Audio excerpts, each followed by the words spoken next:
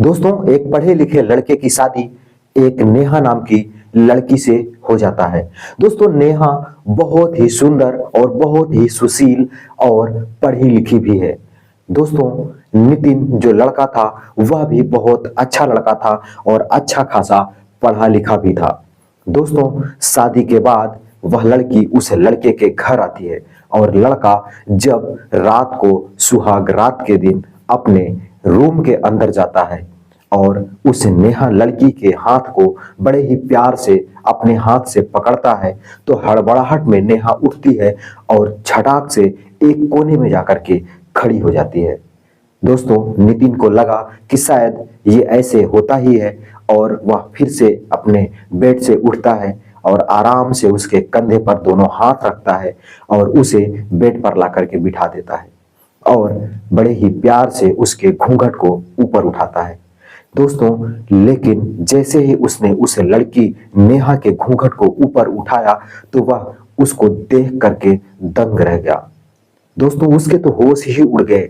क्योंकि नेहा बहुत ही ज्यादा रो रही थी और फफक फफक के रो रही थी और उसकी आंखें भी लाल हो गई थी और उसका पूरा चेहरा भी आंसुओं से भीग गया था। दोस्तों, नितिन इतना देखने के बाद हालांकि उसको थोड़ी सी दुख जरूर हुआ और उसने पूछा, नेहा ऐसा क्या हुआ जो तुम्हारी ये हालत हो गई है? क्या मेरे घर वालों ने तुझसे कुछ बोल दिया या फिर मेरे घर वालों ने तुझे या तेरे साथ कोई ऐसी अभद्र बातें की जो तुझे बुरा लग गया है? उसके लिए मैं माफी मांगता हूं। लेकिन नेहा कुछ नहीं बोल रही थी सिवाय रोने के। फिर वह कहता है कि नेहा, अगर मुझे तो तुम बहुत पसंद हो, लेकिन अगर मैं तुझे पसंद नहीं हूं तो मैं बाहर जाके सो लूंगा और तुम कहीं और अपनी शादी कर लेना। लेकिन नेहा कुछ भी नहीं कहती बल्कि वह रोती ही चली जा रही थी। फिर वह लड़का बहुत सारी बातें पूछता है। जब नेहा कोई जवाब नहीं देती है तो वह बेड से उठता है और कहता है कि नेहा, ठीक है, मैं तुम्हें पसंद नहीं हूं या फिर मेरे मुझसे कोई गलती हो गई है, तुम बताना नहीं चाहती हो तो मैं बाहर जाके सोता हूं और तुम आराम से बेड पे सो जाओ। और जैसे ही वह उठ करके जाने वाला होता है, नेहा उसके हाथ को पकड़ लेती है और बेड पर बैठा देती है।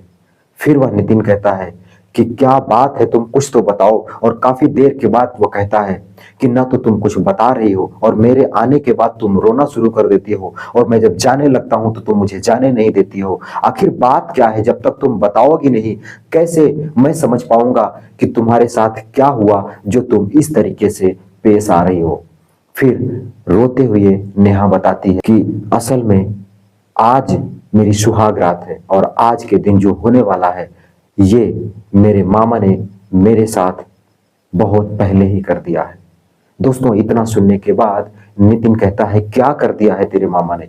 और वह जब जोर देता है तो नेहा कहती है कि दरअसल जब मैं 15 साल की थी तब से लेकर के शादी के एक दिन पहले तक मेरा मामा मेरे साथ वो सब कुछ करता चला आ रहा है जो एक पति अपनी पत्नी के साथ करता है। मेरे इज्जत से और मेरे शरीर से वो हमेशा खेलता रहा है। दोस्तों, इतना सुनने के बाद नितिन के तो होश ही उड़ जाते हैं और वह काफी चिंता में डूब जाता है। लेकिन वह एक बहुत अच्छा लड़का था और एक दूसरे की परेशानियों को भी समझता था, इसलिए उसने कहा कि जरूर तुम्हारी कोई मजबूरी रही होगी। तो दोस्तों, मैं हूं शिव भगवान। नमस्कार। इस वीडियो में आपको बहुत ही मजा आने वाला है और आपको थोड़ी सी ज्ञान की भी इसमें सीखने को कुछ बातें मिलेंगी। तो दोस्तों, शुरू करता हूं इस वीडियो को, लेकिन आप लोगों से एक अपील है कि आप लोग इस वीडियो को लाइक करके चैनल को भी सब्सक्राइब कर लीजिएगा, जिससे मेरा हौसला बढ़ता रहे और मेरा काफिला बढ़ता रहे और मैं आप तक एक से बेहतर एक कहानियां लेकर के आता रहूं। तो चलिए दोस्तों, इस कहानी की शुरुआत करते हैं। दोस्तों, कहानी की शुरुआत होती है यूपी के राजधानी लखनऊ से। दोस्तों, लखनऊ में एक बहुत ही गरीब परिवार हुआ करता है जहां पे उसके साथ एक माँ और उसकी एक बेटी ही है और घर में कमाने वाला कोई नहीं है। तो दोस्तों, हर लड़के की या हर बच्चे की माँ यही चाहती है कि मेरा बच्चा पढ़ लिख करके बहुत ही ज्यादा होशियार बने और अपना भविष्य संवारने के काबिल हो जाए। दोस्तों, नेहा जो एक छोटी सी बच्ची है, उसकी माँ भी यही सोच रही है कि मेरी बच्ची अभी छोटी है और मैं उतना पैसा कमा नहीं सकती, इसलिए इसको तो मैं पढ़ा नहीं पाऊंगी। इसलिए वह अपने एक मुंह बोले भाई के साथ भेज देती है और कहती है कि भाई, ये मैं तुम्हारे हवाले कर रही हूँ और इसको पढ़ा लिखा करके बढ़िया एजुकेशन देना, बढ़िया शिक्षा देना, जिससे यह अपने भविष्य में अपने भविष्य को उज्जवल बना सके।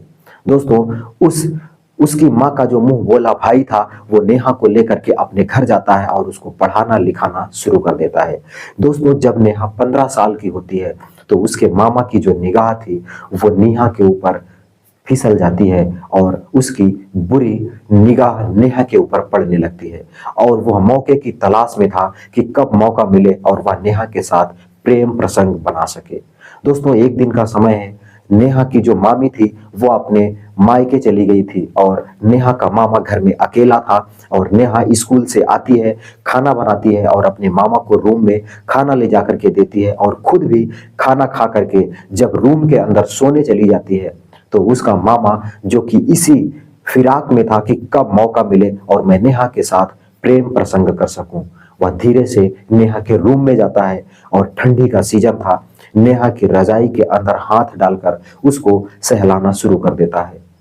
दरअसल पहले तो नेहा समझ नहीं पाती है, लेकिन फिर उसे लगा कि जरूर कुछ है जो मुझे सहला रहा है और वह तुरंत अपनी रजाई को उठा करके देखती है तो उसका मामा उसको सहला रहा है। नेहा चौंक जाती है और मानो उसके शरीर से उसकी जान ही निकल जाती है। वह शोर भी नहीं कर पाती क्योंकि वह अपने मामा के कर्ज में डूबी हुई थी। उनके एहसानों के तले उसकी आवाज नहीं निकलती है और उसी का फायदा उसका मामा उठा लेता है और नेहा के साथ वो सब कुछ कर देता है जो उसे नहीं करना चाहिए। और नेहा कई दिन ये ताड़ना झेलती रही और फिर एक दिन अपनी माँ को बताती है, जब अपने घर आती है, कि माँ, मैं मामा के पास नहीं जाऊंगी। क्यों? क्योंकि मामा मेरे साथ ऐसा ऐसा करता है। उसकी माँ कहती है कि बेटी, वही तो एक सहारा है, हमें भी और तुम्हारा भी। हमें भी जब कोई पैसे की जरूरत होती है तो तेरा मामा ही मुझे संभाल लेता है और तुझे भी पढ़ाई लिखाई सारे खर्चे सब कुछ वो तुझे ही तो दे रहा है। तो अगर तेरे साथ कुछ गलत भी कर रहा है तो कोई दिक्कत नहीं है, तो किसी से मत बताना। दरअसल मरती क्या न करती, नेहा अपनी माँ की बात को मान करके फिर से अपने मामा के पास चली जाती है और जब भी उसको मौका मिलता वह उस नेहा के साथ जैसे गीध मांस को नोच कर खाता है, वह नेहा को नोच करके खाने लगा। दोस्तों, धीरे धीरे समय बीतता चला जाता है और एक दिन ऐसा आता है कि जब नेहा की माँ नेहा की शादी कहीं तय कर देती है और नितिन के साथ उसकी शादी कर देती है। दोस्तों, वह लड़की जब अपने नितिन यानी कि अपने पति से ये सारी बात बताती है, फिर नितिन कहता है कि इसमें तुम्हारी कोई गलती नहीं है, मैं तुम्हें इसके बावजूद भी अपनाने के लिए तैयार हूं। लेकिन वह नेहा कहती है कि मैं जब भी यहाँ से जाऊंगी तो मेरा मामा मेरे साथ वही सब कुछ करेगा जो अभी इसके पहले करता चला आया है। दोस्तों, नितिन कहता है कि इसके लिए भी मैं इंतजाम करूंगा कि अब वह आगे से तेरे साथ ऐसा कुछ नहीं करेगा। और वो दोनों रात को सो जाते हैं। फिर सुबह होती है और ऐसे ऐसे करके जितने दिन के लिए नेहा अपने ससुराल गई थी वो सारे दिन बीत जाते हैं और एक दिन ऐसा आ जाता है कि जब नेहा को अपने घर के लिए जाना होता है। दोस्तों, उसकी माँ फोन करती है और कहती है कि कल तेरे मामा तुझे बुलाने जा रहे हैं और तू उनके साथ चली जाना। और इतना सुनने के बाद मानो तो नेहा के ऊपर बिजली की तार टूट पड़ा हो और उसे 11,000 वोल्टेज का करंट लग गया हो। वो सुन्न हो जाती है। तभी नितिन कहता है कि क्या बात है, तुम्हारे चेहरे पे ये उदासी कैसी? फिर नेहा कहती है कि जो नहीं होना चाहिए वही फिर हो गया। मेरा मामा फिर मुझे कल बुलाने आ रहा है और मुझे अपने ही घर लेकर के जाएगा, क्योंकि मैं बचपन से ही उसी के यहाँ पली बड़ी हुई हूँ। तो वो मुझे वहीं लेके जाएगा और फिर मेरे साथ वही सब कुछ करेगा जो इससे पहले करता चला आया है। दोस्तों, नितिन कहता है कि कोई दिक्कत नहीं है, मैं सारा इंतजाम कर दिया हूं, मैं जैसा कहता हूं तुम बिल्कुल वैसा ही करना। अब आगे से वो तेरे साथ कुछ भी नहीं कर पाएगा। दोस्तों, नितिन कहता है कि ये लो नया फोन और तुम अपने बैग के अंदर रख लो और जब भी तेरे साथ ऐसा कुछ होने की शंका हो तो तुम इसको कैमरे चालू करके एक दीवार के पास या फिर कहीं पे भी छिपा देना, जहां से तुम्हारा और तुम्हारे मामा का वीडियो बन जाए। दोस्तों नेहा बहुत विश्वास के साथ उस फोन को रखती है और कहती है कि नितिन, इसमें मुझे खतरा भी हो सकता है, तुम एंड वक्त पर आ जाना और मुझे बचा लेना। नितिन कहता है कि चिंता ना करो, मैं सारी तैयारियां कर लिया हूं, तुम्हारे फोन को अपने फोन से कनेक्ट कर लिया हूं, उसमें की सारी एक्टिविटी मेरे फोन में शो होगी और जब भी तुम कैमरा चालू करोगी वो सारा वीडियो फुटेज मैं यहाँ पे देखता रहूंगा। दोस्तों नेहा बड़े विश्वास के साथ उस फोन को अपने बैग के अंदर रखती है और अपने मामा के साथ अगले दिन अपने मामा के घर पे चली जाती है। दोस्तों रक्षाबंधन नजदीक था, अगले दिन ही रक्षाबंधन था। उसकी मामी भी अपने मायके चली गई थी और नेहा अकेले घर में थी और उसका मामा मौके की ही तलाश में था।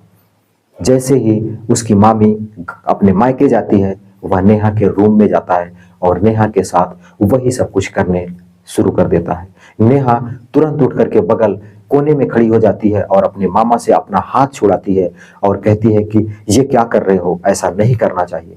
उसका मामा कहता है कि भूल गई, इससे पहले भी तो मैं तेरे साथ कई बार ऐसा कर चुका हूं। फिर नेहा किसी तरीके से अपने हाथ को छुड़ा करके उस कमरे से बाहर आ जाती है। फिर उसका मामा किसी काम से बाहर चला जाता है और नेहा अंदर आती है और चुपके से नितिन के पास फोन करके बताती है कि आज फिर जो नहीं होना चाहिए वही होने जा रहा था। नितिन कहता है कि मैंने सब कुछ देख लिया है, मैं पूरी तैयारियां कर चुका हूं, बस अगली बार जैसे ही वो आए मैं उसको रंगे हाथ पकड़ना चाहता हूं। दोस्तों फिर 2 घंटे के बाद उसका मामा आता है और बेधड़क उसके रूम के अंदर चला जाता है, जहां पे नेहा अपनी साड़ी बदल रही होती है और तुरंत उसको पीछे से पकड़ लेता है और पकड़ने के बाद वही सब कुछ करना शुरू कर देता है जो इससे पहले उसने नेहा के साथ किया था। और अचानक दरवाजा खोल करके नितिन 4 पुलिस वालों के साथ आ जाता है और उसके मामा को रंगे हाथों पकड़ लेता है और पुलिस के हवाले कर देता है। जब नेहा सारी बात बताती है, हालांकि उसका मामा तो बहाने मार रहा था कि नेहा को चक्कर आ गया था, इसलिए मैंने इसके पकड़ करके बेड पे लिटाने के लिए आया था, लेकिन जब नेहा सारी सच्चाई बताती है तब पुलिस वाले उसे उठा करके लेकर के चले जाते हैं। दोस्तों ये कहानी थी एक नेहा और नितिन की। दोस्तों ये नेहा और नितिन की ही कहानी नहीं थी, समाज में ऐसे बहुत सारी कहानियां हैं जो आपको सीख देती हैं कि ऐसे लोगों से बच के रहना चाहिए और अपने बच्चों का जो परवरिश है, अपने बच्चों की देखरेख बिल्कुल समय पे करते रहना चाहिए। दोस्तों ये कहानी बस इतनी सी थी। अगर आपको कहानी जरा भी अच्छी लगी हो तो वीडियो को लाइक करके चैनल को जरूर सब्सक्राइब करिएगा। मैं मिलता हूं फिर किसी नई कहानी के साथ, तब तक के लिए दोस्तों नमस्कार।